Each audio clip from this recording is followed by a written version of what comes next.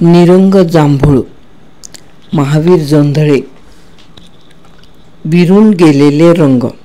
ललित लेख विरून गेलेले रंग.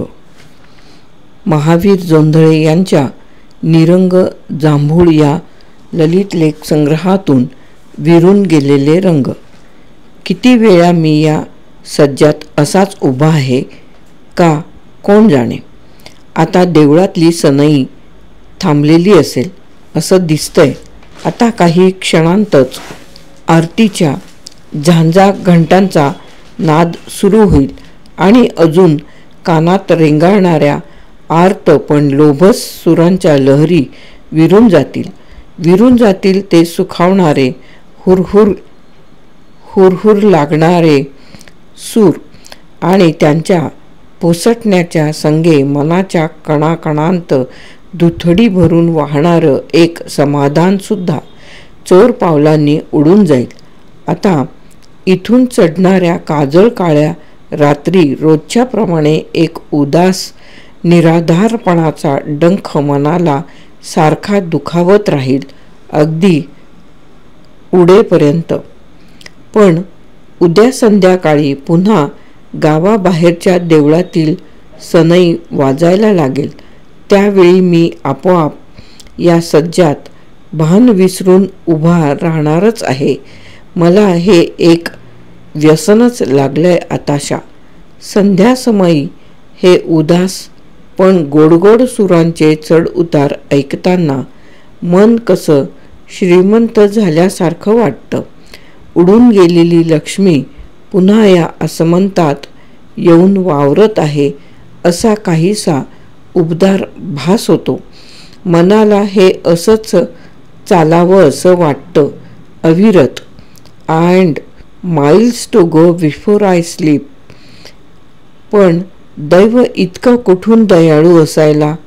आधी भरभरून द्यायचं आणि मग ते निष्ठुरपणानं काढून घ्यायचं. पण दैव देतं असं तरी कसं म्हणावं. आता आमचंच पहाना. या सांध्यसमयीचे सूर वाऱ्यानं यावेत आणि त्यांची भरगच्च मैफल जमावी तशी भरल्या पुण्याईची आंबटगड स्वभावाची माणसं दैवानं आमच्या घरात पाठवली. सूर जमवून कसलेल्या गवयानं मैफलीत रंग भरावा अगदी तसाच त्यांनी या घराच्या वैभवाचा इमला उभा केला. पण अखेरीस सूर हे पाण्याच्या लाटेसारखेच विरून जाणारे आणि त्यांनी जमवलेला रंगही रेंगाळत का होईना पण विरून जाणार. शेवटी असंच अगदी असंच आमच्याही घराचं झालं.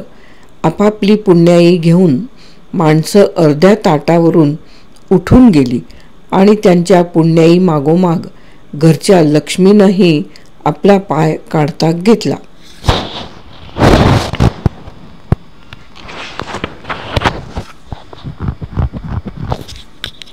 हे माझं गाव आडरानातच मोठं झालेलं. दुरूनच पहा बरं. नाहीतर वेशीवरच्या पिंपळावरील मुंजा तुमच्या मानगुटावर बसेल.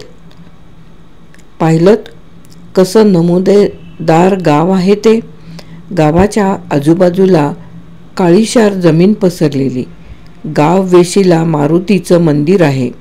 ऐकू येत नाही का तुम्हाला टाळ मृदुंगाचा आवाज.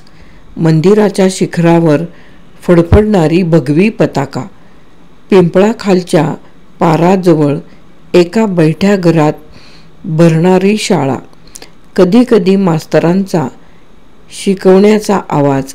झाडावर बसलेल्या कावळ्यांचा आवाज एकात एक मिसळून कानावर येऊन धडकायचा. तुमच्या नाही धडकत? आठवून तर पहा. थोडा वेळ जातो न जातो तोच मनगटानं शेंबूड पुशीत अन दुसऱ्या हातानं चड्डीवर ओढत नेणारा संभा तेली घंटा बडवायचा हात दुखेपर्यंत.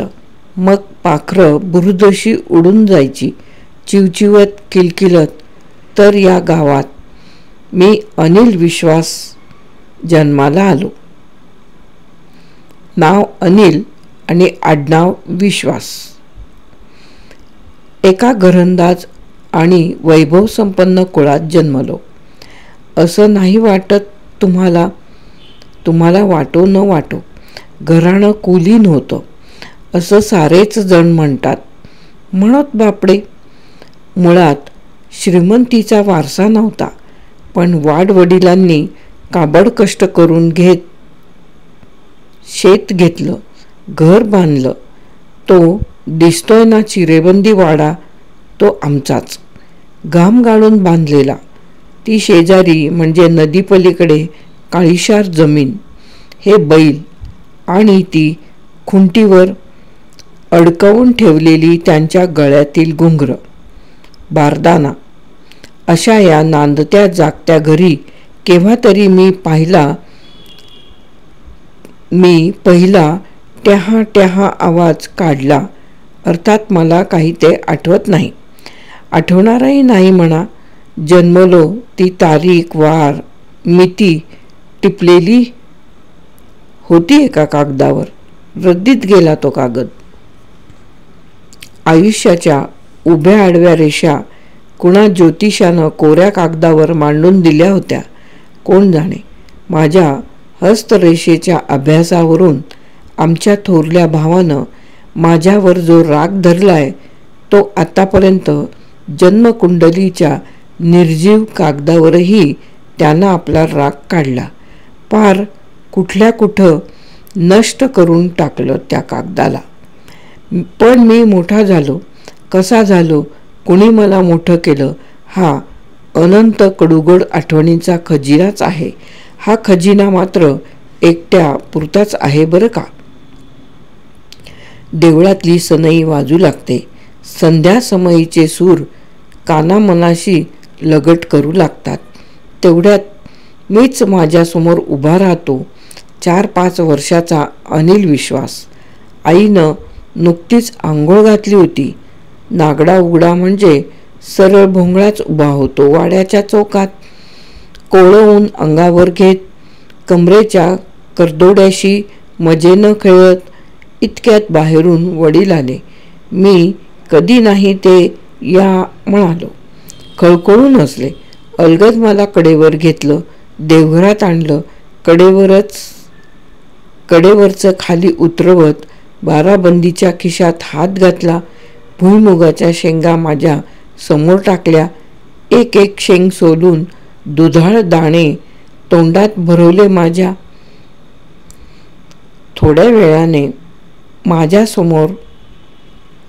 माझ्यासमोर असलेल्या नागव्या शेंगांचा ढीग संपत आला आणि संपलाही. आजही नागव्या शेंगा दिसल्या की निराधारपणाचा डंख मनाला दुखवीत राहतो, अगदी उजाडेपासून मावळेपर्यंत.